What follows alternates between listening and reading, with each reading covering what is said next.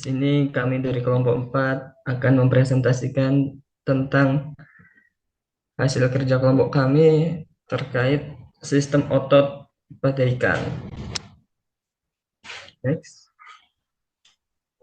Sini ada anggota kelompok kami. Yang pertama saya sendiri yaitu Muhammad Irfan Fauzi Pangestu. Saya Devananda Christopher. Saya Aurina Aura Maulidina. Saya Helmi Astia Konita. Saya Sevinah Darizki. Saya Aryat Nardia Kania. Saya Tanggusima Rosadi Albas. Saya Dani Akbar Hendriawan. Saya Ilham Arya Kusuma.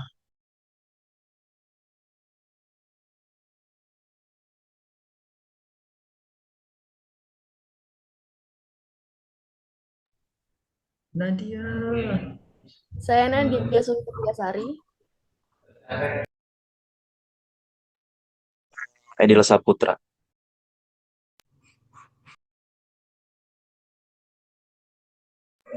Kemudian pengertian sistem otot akan dijelaskan oleh teman saya. Oke, baik. Saya akan menjelaskan pengertian sistem otot. Eh, Otot pada ikan merupakan urat daging yang membentuk daging ikan. Sistem otot pada ikan tersebar hampir seluruh tubuh sehingga setiap sistem otot tersebut mempunyai peranan atau fungsi tersendiri sesuai dengan tempat di mana dia terdapat. Namun dengan demikian, secara umum, sistem otot mempunyai fungsi untuk menggerakkan bagian-bagian tertentu dari tubuh ikan sehingga secara keseluruhan menyebabkan ikan mampu bergerak atau berenang.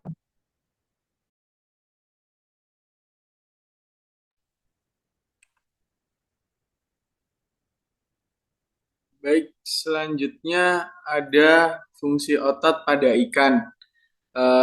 Sistem otot sendiri mempunyai peranan dan fungsi tersendiri, yaitu sistem otot pada ikan mempunyai letak di mana otot pada ikan terdiri dari dua tipe, yaitu otot yang berada dalam pengaruh rangsangan otak dan yang tidak dalam pengaruh rangsangan otak. Pada prinsipnya, fungsinya yaitu sebagai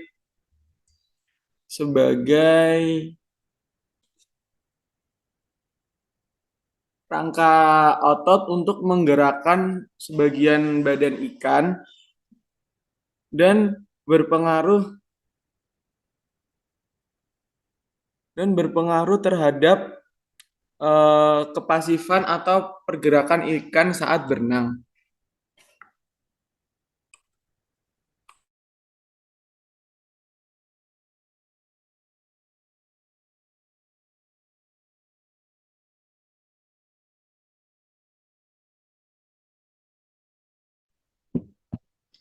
Oke, baik. Di sini saya akan menjelaskan tentang jenis-jenis otot yang dibagi menjadi 7, yang terdiri dari jenis berdasarkan fungsi, letak, jenis, otot putih, otot gelap, otot polos, dan juga otot kepala. Nah, saya akan menjelaskan tentang jenis otot yang berdasarkan fungsinya. Jadi, jika dilihat dari sifatnya, otot tersebut ada yang bersifat voluntary muskular atau otot yang dipengaruhi oleh kemauan syaraf sadar, dan involuntary muskular atau otot yang tidak dipengaruhi oleh syaraf sadar.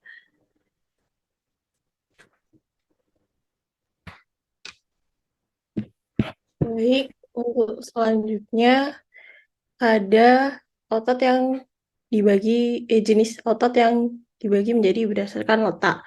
Untuk yang pertama ada otot bergaris. Otot bergaris itu merupakan otot yang menempel pada rangka. Yang kedua ada otot licin atau bisa disebut otot polos. Itu otot yang tidak menempel pada rangka. Kemudian yang ketiga berdasarkan jenis. Yang pertama ada otot licin atau otot polos, terdapat di saluran pencernaan, saluran peredaran darah, mata, dan saluran sekresi dan reproduksi. Untuk yang kedua ada otot bergaris atau otot rangka, melekat pada rangka atau kulit. Yang ketiga ada otot jantung. yang bekerja secara involuntari atau di luar rangsangan otak.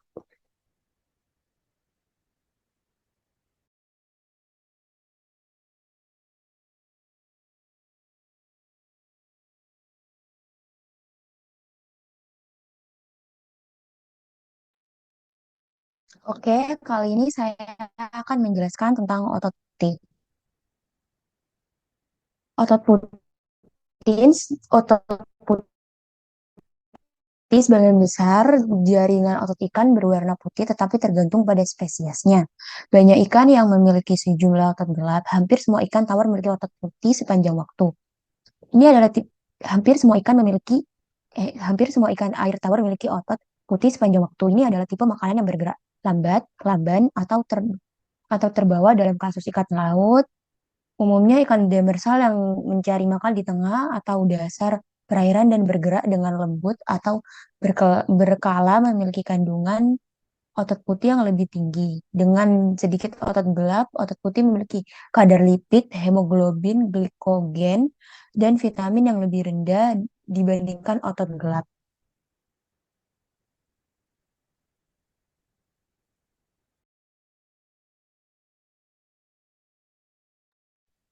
Baik, selanjutnya adalah otot gelap. Warna otot gelap berasal dari kombinasi kimia hemoglobin dengan protein miofibrilar yang disebut mioglobin. Otot gelap terletak di bawah kulit di sepanjang sisi tubuh atau di berau sisi pada spesies tertentu, juga pada pita dekat tulang belakang. Otot gelap ditandai dengan kadar lipid, hemoglobin, glikogen, dan sebagian besar vitamin yang lebih tinggi. Otot gelap biasanya mengandung lebih banyak trimetilamina, oksida, dan asam amino. Otot gelap menghambat kemampuan pembentukan jaringan otot yang merupakan karakteristik penting ikan.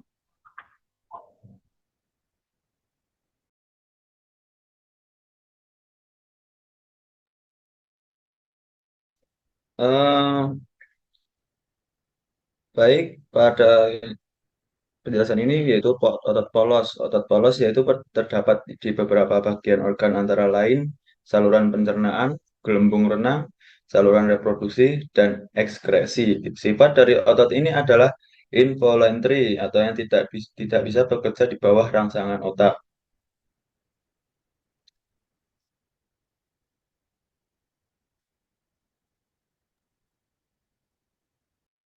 Baik, selanjutnya yaitu pada bagian otot kepala. Otot kepala ini dibagi menjadi 4, yaitu yang pertama ada otot penggerak rahang. Otot penggerak rahang ini berhubungan dengan rahang dan tulang lengkung insang. Otot ini terdiri dari 2 komponen, yaitu komponen urat dan komponen daging.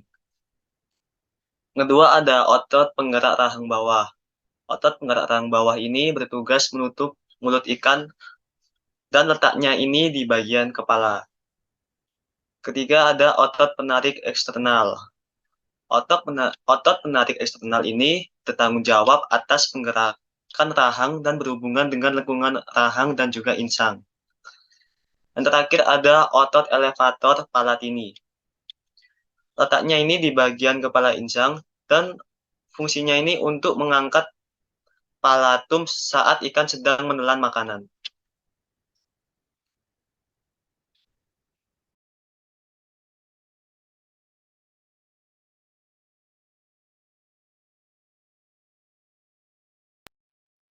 Pengertian organ listrik.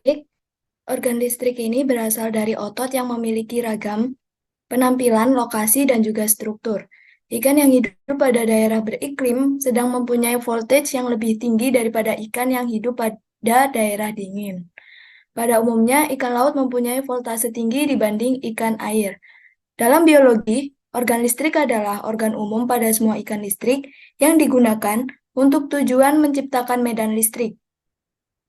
Organ listrik ini berasal dari jaringan saraf atau otot yang dimodifikasi. Pelepasan listrik dari organ ini dapat digunakan untuk navigasi, komunikasi, perkawinan, pertahanan, dan juga melumpuhkan mangsa.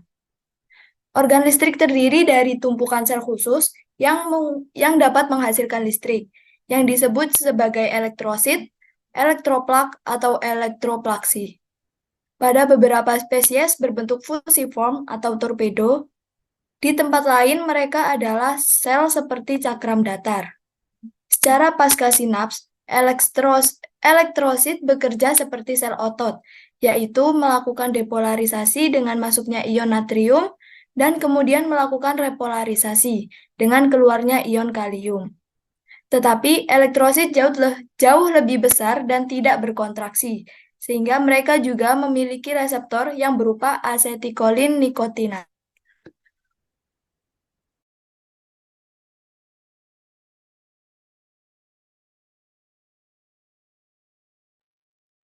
Fungsi organ listrik, satu, melumpuhkan atau membunuh mangsa. Penerima reseptor, satu atau sekelompok sel saraf, dan sel lainnya yang berfungsi mengenali rangsangnya tertentu, yang berasal dari luar atau dari dalam tubuh. Tiga, yaitu penentu jenis kelamin. Pada beberapa spesies ikan listrik, organ listrik ini juga dapat digunakan untuk menarik pasangan selama musim kawin atau berkembang biak. Yang keempat, penyampaian informasi seperti komunikasi, navigasi, dan identifikasi. Nah, salah satu contoh organ listrik ikan lele, listrik membentuk selubung di sekitar sebagian besar tubuhnya digunakan untuk melumpuhkan mangsa dan mengusir predator, yaitu sebagai reseptor yang untuk melumpuhkan mangsa. Udah. Next.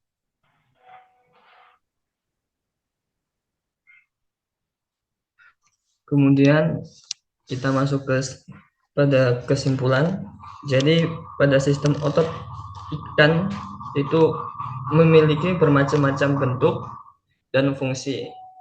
Nah, di setiap bagian tubuh tempat otot melekat itu juga terdapat beragam struktur dan cara kerjanya. Nah, pada beberapa spesies ikan juga terdapat organ listrik yang berguna untuk menyerang atau mempertahankan diri. Ada juga yang untuk menentukan jenis kelaminnya.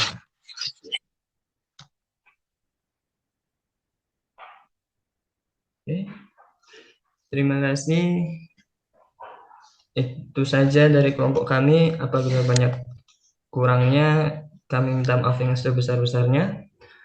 Assalamualaikum warahmatullahi wabarakatuh. Waalaikumsalam warahmatullahi wabarakatuh.